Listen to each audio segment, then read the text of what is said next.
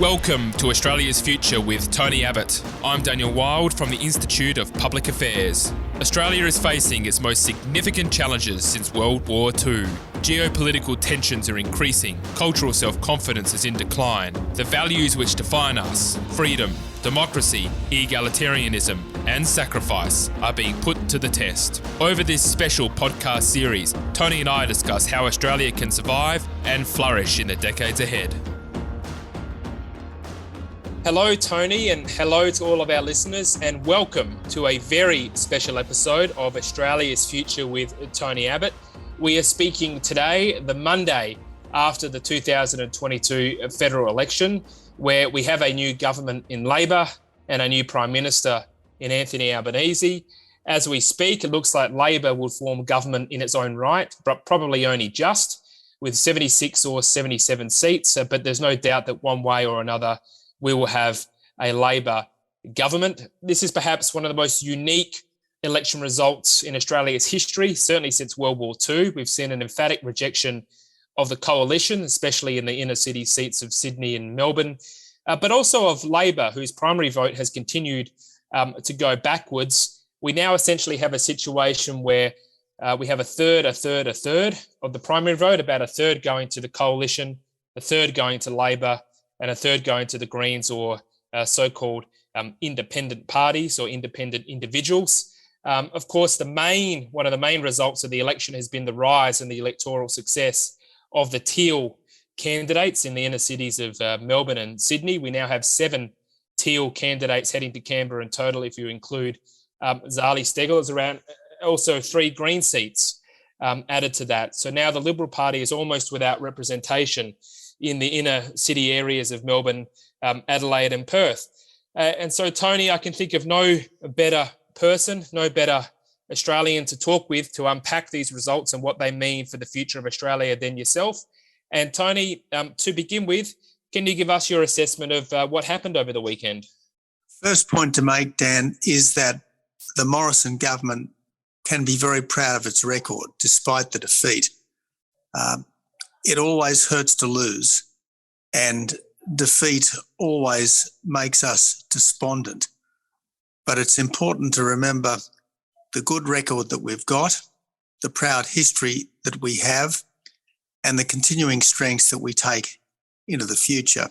So the last thing anyone should do who is normally a supporter of the Liberal Party is to panic over this one defeat. Yes, we've got to learn the right lessons. But the first lesson is not to panic, and the second lesson is not to throw the baby out with the bathwater. And I really would want to pay tribute to Scott Morrison.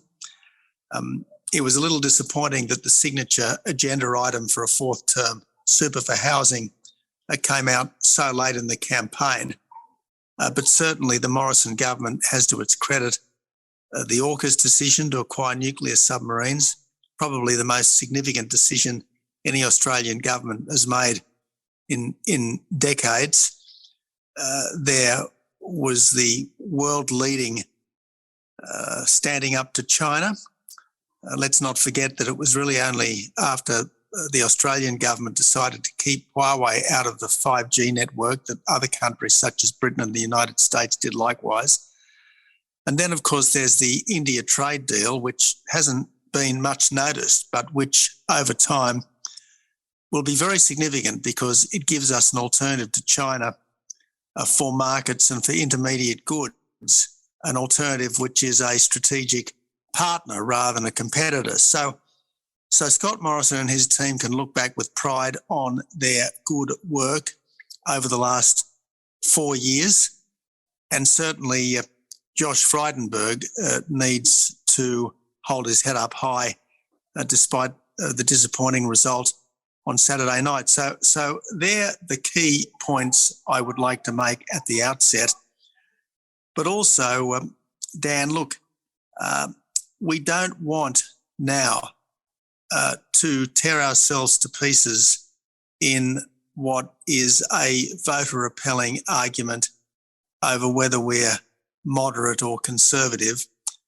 The fact is we've always been a bit of both. I like to say that the Liberal Party is liberal in that it supports lower taxes, smaller government, greater freedom. It's conservative in that it supports the family, small business and institutions that have stood the test of time. But above all else, it's the patriotic party. We're proud of Australia. Australia is still the best country in the world, and we want to keep it that way. No, thank you for that overview, Tony. You mentioned a couple of interesting things, and one is you said, make sure that we, as in the Liberal Party, learn the right lessons from the defeat. What, in your assessment, would be the right lessons for the Liberal Party to learn as it now rebuilds and looks ahead to 2025? Well, we've got to accept that we have lost the election.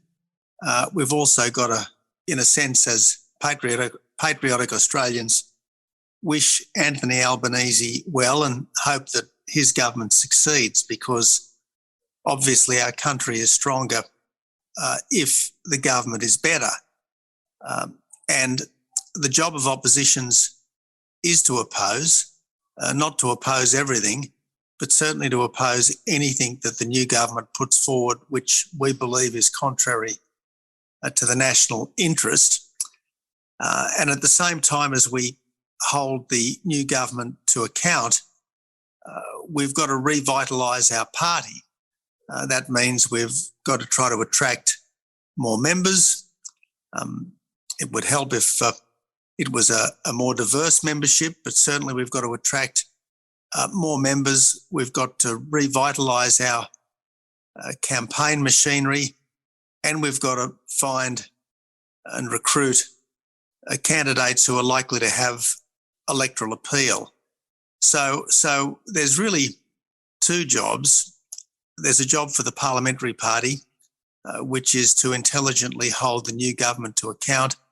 And there's a job for the Labor Party, which is to go out into the community, remind people who normally vote Liberal and who think of themselves as Liberals that actually there's more to do than just vote on election day. There's a much greater contribution that needs to be made by people if our party is to be as successful as it should be, and if our country is to be as good as it should be. In terms of the policies that were being debated in the lead up to the election, what's your assessment of what role that played in the defeat of the coalition? And I'm thinking here of especially climate policy and the policy of net zero. In my assessment, it was the case that the electoral reason for adopting net zero was to try and ward off the teal challenges in inner city Sydney and Melbourne, and that's been proven to have been an abject failure. My opinion as to why that's the case is, having adopted net zero, the coalition could hardly criticise net zero.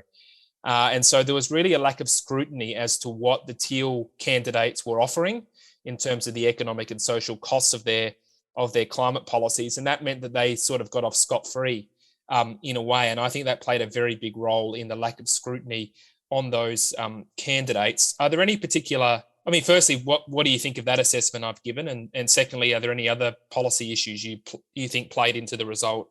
Dan, it's not really my job to be giving too much overt and explicit advice to the parliamentary party on their policies. But I suppose I could note this, that Anthony Albanese said in the campaign on numerous occasions that the climate wars were over. And certainly, as between the Morrison government and the Albanese opposition, that was substantially true. Interestingly, in elections where, as between the ALP and the coalition, the climate wars certainly weren't over, the 2010 election, the 2013 election and the 2019 election, we got a very different outcome. So look, politics is a contest, and you need to choose the ground on which you want to give battle, on which you want to have the contest, but nevertheless, politics does have to be a contest. And I think that the Liberal Party does best, the coalition does best when we're fighting for Menzies' forgotten people, or the contemporary embodiment, at least, of Menzies' forgotten people. And that normally means that we're arguing for policies that we believe will increase their opportunities, lower their cost of living, make it easier to get ahead and to give their kids a better future.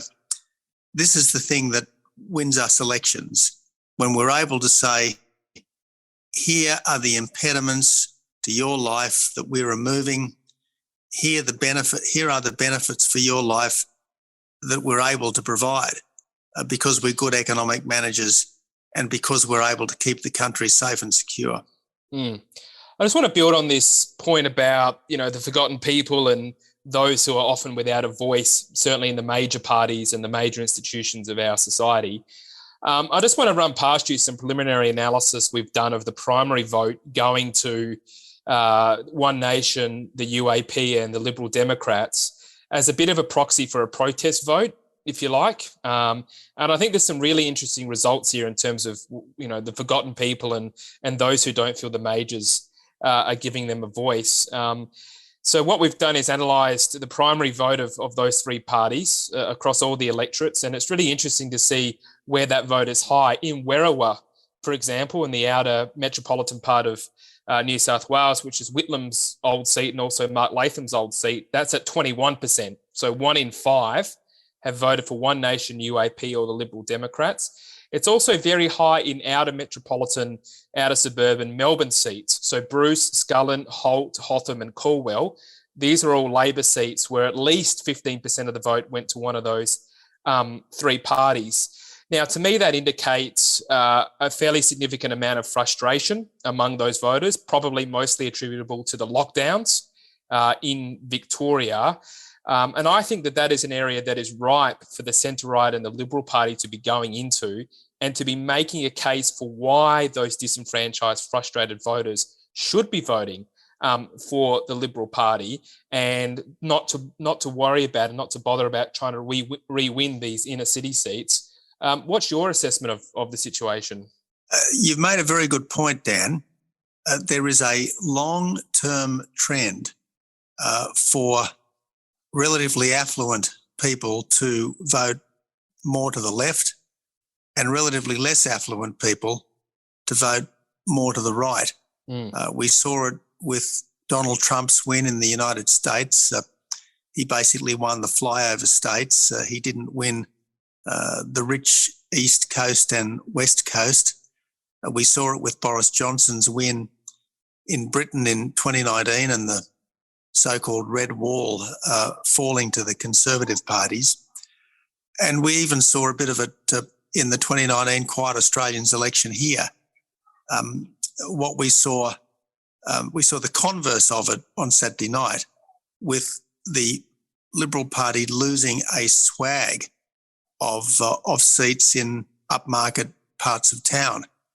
And I think we've got to appreciate that this is a long-term shift. And if we focus too much on winning back our once blue ribbon seats, we might end up failing to win the seats in outer metropolitan areas, which, as those figures you cited indicate, are now quite winnable with a good campaign and good candidates. Our voting heartland is shifting from places like Vaucluse to places like Penrith. And we've got to make sure that our cultural heartland doesn't stay in places like Vaucluse, because that might make it much harder to win the overall election. Yes, we don't want to write off any seat. Absolutely. You don't ever want to write off any seat, particularly seats that have been long-term Liberal seats, but you don't want to so focus on the handful of teal seats that we lost that you ignore the much larger numbers of opportunity seats in outer metropolitan and regional areas. I think that the term opportunity seat's a really good one. And of course, you, Tony, also were someone who could appeal very much to people in those heartland suburban seats, almost by instinct. I think there's a long trend of, Menzies, Howard, yourself, and to an extent, Morrison, at least at 2019. And I think there's an enormous opportunity for the centre-right to venture out into these areas and make a case to the voters. I'd be willing to bet that a vast majority of that 15 to 20% who voted for UAP, Lib Dems or One Nation in these suburban seats have never voted Liberal in their life. And I suspect it's because they've never been given a good reason to vote Liberal, because it's very rare that you hear a Liberal Party candidate going out to these regions and going out to these parts of the country and making the case. If you were in the position of, again, say you were casting your mind back to when you were first opposition leader, but say you were faced with the current electoral map and the current dynamic, what would you do to go out to these outer suburban, outer metropolitan parts of the country and make the argument as to why, Liberal or National parties are a better bet for sort of low income working class Australians? What would be your main arguments? Well, I suppose the first thing to be done in these parts of our cities is to try to build up the local Liberal Party, and particularly in areas that have high migrant populations. I reckon the Liberal Party should be their natural political home. What is it that migrant communities most care about? They care about family, they care about small business, they care about education because they want their kids to have the best possible future. And these are really our areas. We want to support the family and keep it together. We certainly want to encourage small business. And we believe that the education most worth having is one which is academically rigorous and equips people to go out into life confident and able to get ahead. So I reckon that any investment that the Liberal Party makes in outer metropolitan areas will be well and truly rewarded. And I can absolutely understand when you think of the Mossman branch in my own former electorate being, I think, the first ever branch of the Liberal Party. I can absolutely understand our desire to win back Warringah, to win back Wentworth, to win back North Sydney, etc. But let's not underestimate how entrenched some of these teals will be, particularly if a Labor government accepting that their de facto Labor members lavishes a bit of trophy spending on them. Let's not underestimate how entrenched these teals might be, and let's be judicious in where we invest our political efforts. In the end, we will succeed if we are the party of aspirational Australia, if we are the party that is going to make it easier for Australians who want to get ahead to keep more money in their pockets and to have more freedom and opportunity to do the best for themselves. And I reckon, without neglecting anywhere, that is overwhelmingly outer metropolitan and regional Australia. Yeah, I reckon you're right. And this is why I'm pretty optimistic about the future of the centre-right, because in many ways, I reckon this is the election we had to have in some ways, and that's not to cast any dispersions on the individuals who unfortunately lost their seats. But something like this was always going to happen when you're trying to straddle, two very different voter bases, one in the outer metropolitan regional parts of the country and the other in the inner cities. Eventually something has to give, and that it did in a very, very big way. I'd like now to turn to, the next few years and really the rest of the decade in terms of the direction of the centre-right and the direction of the nation. And there's a couple of things I'd like to ask you. The first is something that John Howard said, and I raise this because you were a senior minister in the Howard government, and you saw John Howard up and close and the operation of that government firsthand. And I remember John Howard once said that, look, people might not like me, but they do know where I stand. And that was one of the main takeaways, I think, in terms of his lessons of leadership, is you don't need to necessarily be liked, but people have got to know what you stand for and that you stand for something.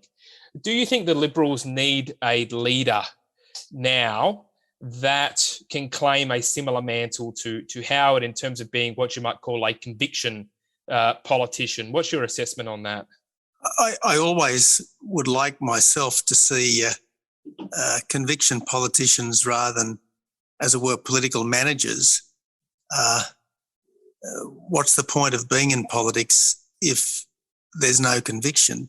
I mean, the whole point of being in politics is to make change for the better, and change for the better doesn't come about just because person X or person Y happens to be in the ministerial wing. It comes about when purposeful governments do what's needed to solve problems and to nudge our country in better directions. So yes, I think we do need more politicians of conviction and courage.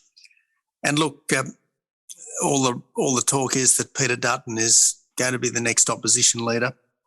I know Peter very well. I admire him very greatly. I think he was the best defence minister in decades. Pity he only had 12 months or so in the job. But I think he's certainly a good man to hold the new government to account, and a good man to rally the Liberal Party base, which is what we need in the months and years ahead.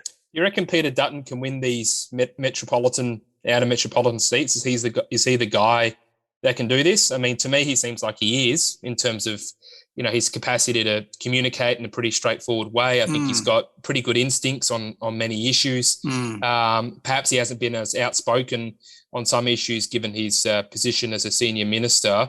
Is he the kind of guy that can lead the centre-right to this heartland strategy? I certainly think he can. And knowing him well, I think that his instincts on all of these issues are sound.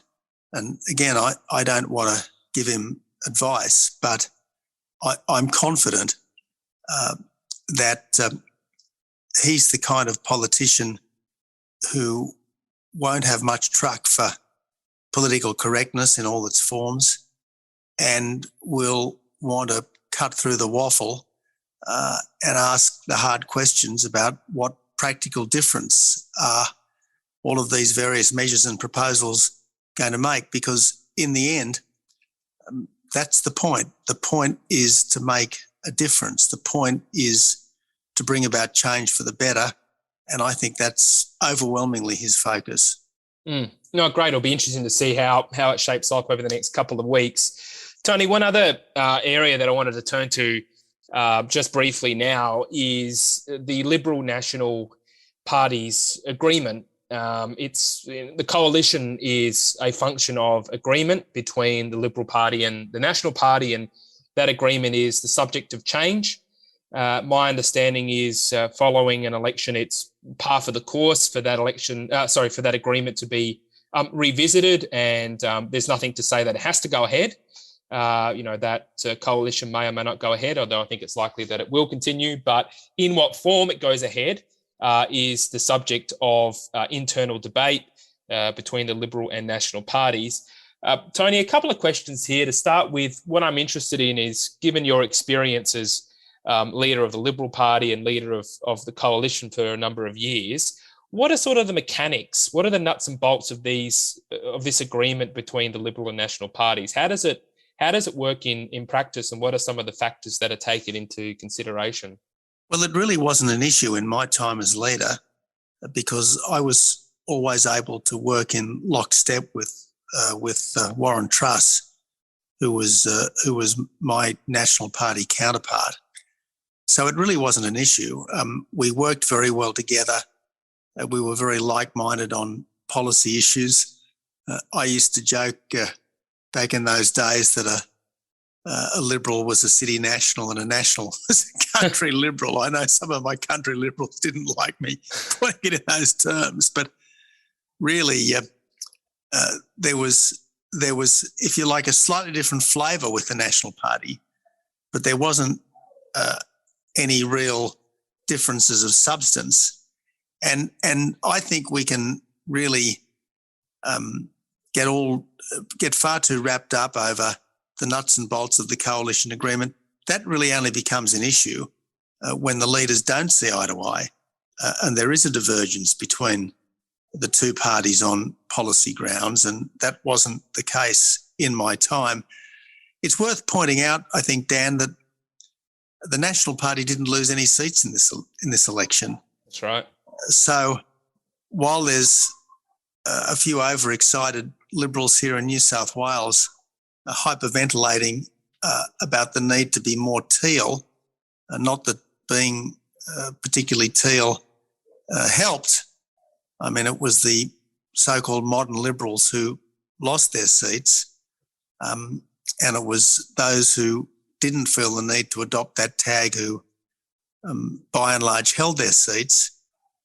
But look, the fact that the National Party has held all its seats should be at least as instructive as the difficulties that we had in these so-called teal seats. And the one final point I'd make here, Dan, is that the Liberal Party always flourishes best when it is in a strong and cohesive coalition with an equally vigorous National Party. The Menzies government, the Fraser government, the Howard government, the Abbott government, they all did well because they had a strong coalition. And any idea that somehow the Libs will be helped by a less close association with the Nats is not borne out by the consistent record. No, I think that's a good point, Tony. And just to underscore that, as you say, the Nats held on to all their seats with 9 seats. And also the LNP in Queensland, they only went backwards 1 seat. It was the Liberal Party throughout Australia, other than in Queensland, which went backwards by 15 seats and dropped 4.3% on its primary vote. So it's an important point to make. And also what's interesting about the Nationals is they, on a nationwide basis, they actually have a very low primary vote, only about 4%, which is actually less than both One Nation and UAP, although only marginally. But they're extremely effective at targeting their resources at the seats they hold. And they've done a remarkable job, even more so because they've had to really defend Liberal policy of net zero, which was going to have a disproportionate impact in the region. So they've done, electorally speaking, a very strong job. Tony, just to end our discussion today, what are the kinds of, so we've talked about the broader issue here and the broader challenge for the centre-right, which is to make inroads into the suburbs and outer suburbs. Are there any sort of specific policies that you think should be the emphasis of the coalition over the next several years in terms of how they may be able to best achieve that? Again, Dan, I don't really want to be giving too much specific policy advice to my successors, but I do think there are some fundamentals that are at the heart of all successful centre-right governments. You've always got to have a very strong commitment to the military, and that doesn't just mean spending more money. It means making sure that the money is well spent. You've always got to have a very keen eye on the well-being of small business, and that doesn't just mean keeping taxes as low as possible. It means trying to avoid all of these initiatives sapping regulations that governments, particularly bureaucrats, have a bit of an infatuation with. And given that every single dollar that government spends ultimately comes from taxpayers, we've got to treat government spending as carefully as we would treat our own. And the rule in the Howard government and the rule in my government was that there could be no new spending other than on national security or economic infrastructure that was not paid for by reductions in existing spending. And I think it's very important, out of respect for taxpayers and out of consistency with Liberal conservative principles, to maintain that rule, and in opposition to keep reminding the new government, which I suspect will be profligate, even more profligate than has been the recent case, remind the new government of the fact that money doesn't grow on trees. You cannot keep spending on the back of almost zero interest borrowings from the Reserve Bank, which I suspect might be the temptation of the incoming government. Indeed, I suspect so as well, Tony. So on that, thank you very much again for your time and your generous insights. I think it's been a very important election, and there'll be much for us to continue to discuss over the coming weeks. And you'd like to end on something else, Tony? Well, I would just like to say, Dan, that it's inevitable that people will be disappointed and despondent, that Liberal voters will feel disappointed and despondent at this time. But look, in a democracy, you don't always win. And in a healthy democracy, there are occasionally change of governments. And even the Howard government, which was our best modern government, ended after 11 years in a disappointing defeat. But you can come back.